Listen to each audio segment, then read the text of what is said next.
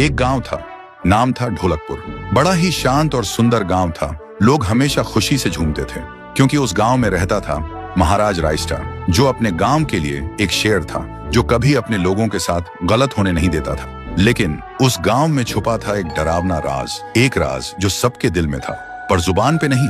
गांव के बीच एक सूखा हुआ पेड़ था जिसे लोग कहते थे श्रापित पेड़। ना कोई उसके पास जाता, ना कोई उससे आंख मिलाता। हर पूर्णिमा के अगले दिन उस पेड़ के नीचे एक लाश मिलती थी।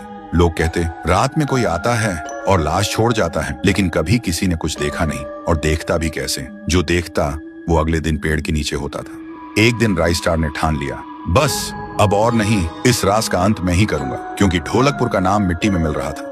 फिर एक पूर्णिमा की रात रायस्टार चुपके से जाकर पेड़ के पास बैठ गया। रात के 2 बजे एक आवाज आई, ठुंग ठुंग ठुंग ठुंग ठुंग ठुंग ठुंग ठुंग ठुंग सहूर।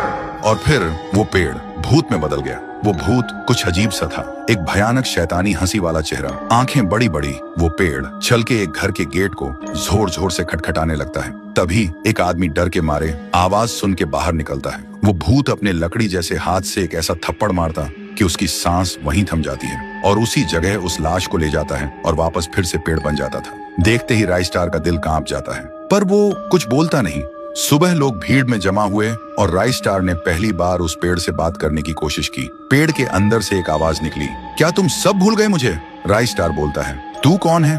पेड़ बोलता है, मैं हूँ ठुन ठुन ठुन साहुर। एक वक्त था जब मैं भी इस गांव का एक प्यारा सा बच्चा था, लेकिन 100 साल पहले मुझे इसी पेड़ से रस्सी बांधकर उल्टा लटका दिया गया, गांव वालों की आंखों के सामने, और मेरी मौत को तमाशा बना दिया गया, सिर्फ इसलिए क्योंकि मैंने एक राज देख लिया था जो लोग छुपाना चाहते थे।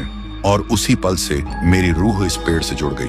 उस दिन से मैं इंसान नहीं, एक सज्जा बन गया और हर पूर्णिमा में एक राजदार को चुनता हूँ और फिर उसे उसकी खामोशी का हिसाब देता हूँ। रायस्टार बोलता है, लेकिन अब तो वो लोग मर चुके हैं ना जो तेरा कसूरवार थे। अब तू मासूम लोगों को क्यों मार रहा है? पेड़ कुछ देर चुप रहता है, फिर बोलता है, ठीक है, बस एक बार मुझे याद करो, एक दिया जला दो, फिर मैं कभी किसी को नहीं मारूंगा। फिर रात में सब लोग आते हैं, एक एक दिया जलाते हैं और तभी पेड़ अपने आप से आग पकड़ लेता है और आखिर में मुक्ति मिलती ठुन ठुन ठुन साहुर को।